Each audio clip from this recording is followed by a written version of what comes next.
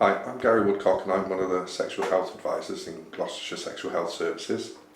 So confidentiality is about not sharing with other people that you've been here and why you've come here.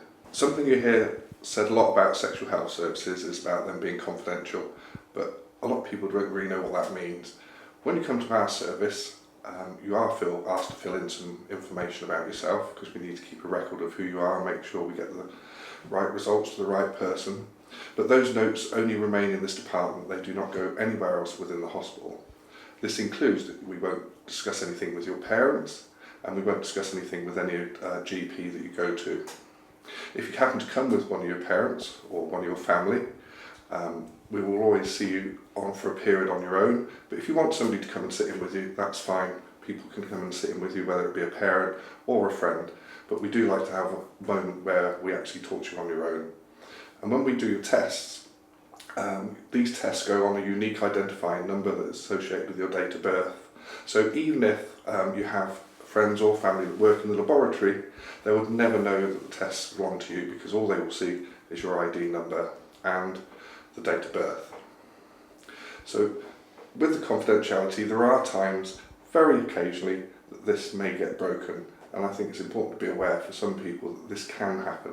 It's not very often, and it's quite unusual, but confidentiality is here to keep you safe in more ways than one, and unfortunately some people do find themselves in relationships where there may be information that needs to be shared with another person. It could be your school nurse, it could be, if you have a social worker, that information could be shared with the social worker, but all this is done with your choice and what we say. We talk carefully with you about what information will be said, and it doesn't have to be why you came here. It's only the information that is to keep you safe that is shared.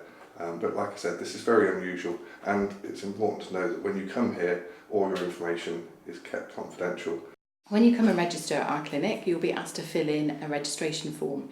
So this collects data like your name, your date of birth, your address, your telephone number, and any contact details.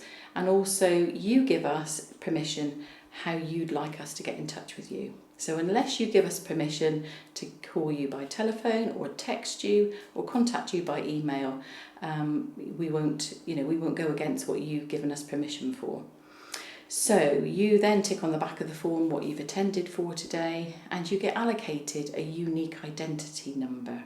So if you have any tests done whilst you're with us in the department, it'll only be your unique identity code and your date of birth that goes on the tests. So you don't need to worry if you know anybody in the lab, for instance, that works there, they're not going to know that you've been into Hope House or any of our clinics to get tested.